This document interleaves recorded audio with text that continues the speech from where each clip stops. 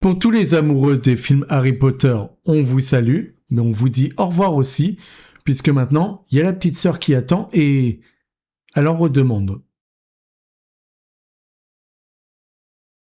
Bonjour à tous, bonjour à toutes, vous êtes sur la chaîne Cap 7e Art, c'est Xavier, et aujourd'hui je suis ravi donc de vous parler de la bande-annonce de la série Harry Potter qui arrivera, entendez bien, en décembre 2026 pour Noël. Sur HBO Max, on a un calendrier chargé.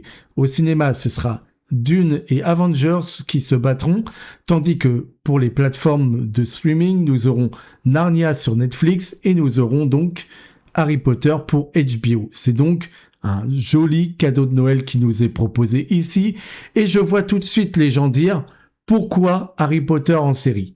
Parce que j'entends depuis que ça a été validé, que les gens ne valident pas. Ma génération ne veut pas entendre d'Harry Potter en série, puisque nous avons grandi avec les films Harry Potter. J'ai moi-même grandi avec eux. J'avais 7 ans quand le premier film est sorti. Je suis sorti de là, j'avais 20 ans. Les films se sont conclus et j'avoue que j'ai été embarqué par cet univers. Harry Potter m'a suivi toute mon adolescence. Mais est-ce que pour autant j'étais un fanatique d'Harry Potter ? Non. J'aimais les films, j'aimais les personnages, mais je peux pas dire que j'étais transcendé devant ce qu'ils nous proposaient. Et donc, je me dis qu'une série qui peut être plus fidèle au livre va pouvoir m'apporter bien plus de détails. Puisqu'évidemment, quand on a 1 heure ou 2 pour raconter tout un show qui fait 800 pages, c'est terriblement compliqué. Et c'est là-dessus que la série se vend. La série dit bien qu'elle veut être là pour être un complément des films et approfondir les personnages qui n'ont pas pu l'être. Et moi qui n'ai pas lu les livres, quand j'entends ça, je suis ok, je suis même ravi. Je me dis, cette fois-ci, on va réellement avoir une fidélité à ce que sont les romans. Et donc, on pourra faire la comparaison entre ce qui a été coupé dans les films Harry Potter des années 2000 et puis cette version-là. On pourra peut-être faire un parallèle par la suite. On n'y est pas, bien entendu, mais au-delà de l'idée de refaire un Harry Potter 10 ans après, que je trouve timide tout de même, je trouve que c'est trop précipité, mais maintenant c'est comme ça. C'est fait, c'est acté. La direction, c'est de donner un peu plus à creuser, et pour les gens qui aiment les films, c'est leur dire, vous allez redécouvrir l'univers puisque vous n'avez pas tout vu. C'est là la promesse qui est faite par la série. Et puis HBO est une source de qualité. HBO fait des séries avec de bons techniciens, elles font toujours les choses pas à demi-mesure, c'est toujours de l'excellence derrière, c'est une promesse. Et donc Warner, en étant avec HBO pour faire cette série Harry Potter, promet aux spectateurs du grand spectacle.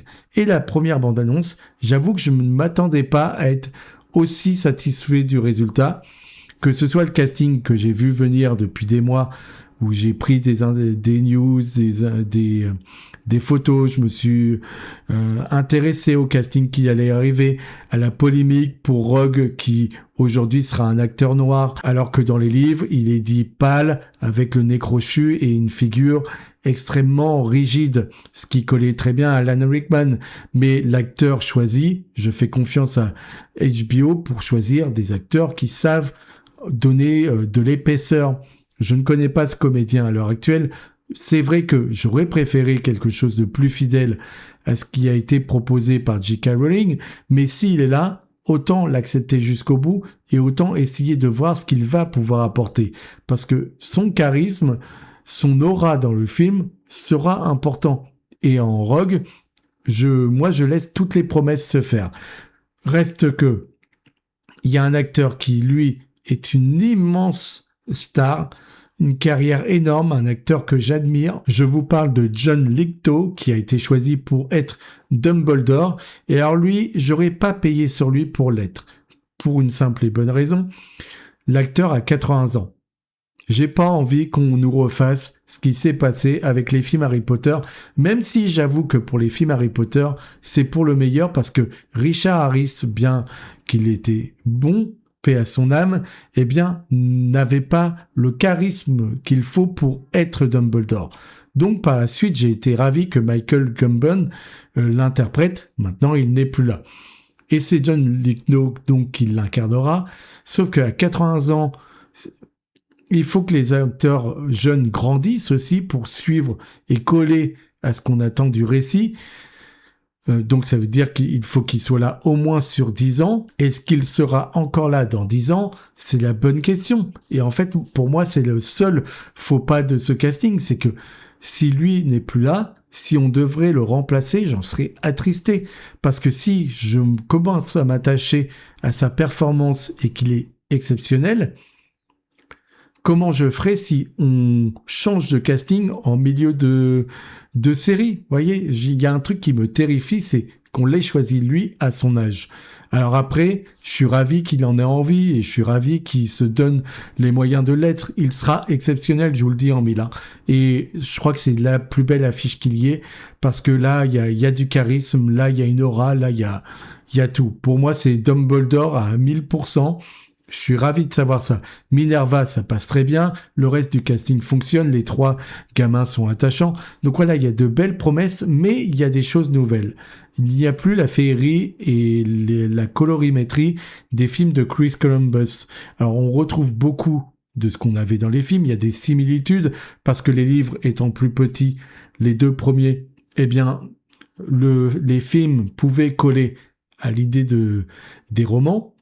Ensuite, les livres sont devenus tellement plus opaques et denses qu'il a fallu faire des choix scénaristiques. Là, pour les 2 premiers films, c'est pas le cas. Donc on aura certainement des similitudes sur bien des choses. On s'en rend compte en voyant la bande-annonce. Mais c'est au fur et à mesure des saisons qu'on verra la différence. Et je pense qu'ils vont très vite essayer tout de même de s'approprier leur propre territoire. Et on le voit avec comment sont amenées les salles de cours. On a aussi beaucoup moins de lumière, beaucoup moins de féerie, comme je vous le disais, avec des noirs bouchés, avec du clair-obscur. Il y a plus ce côté magique de l'enfance qu'on avait, nous, dans les premiers films, et qui collait à l'univers de Chris Columbus, bien que je trouve que ce ne soit pas un bon réalisateur.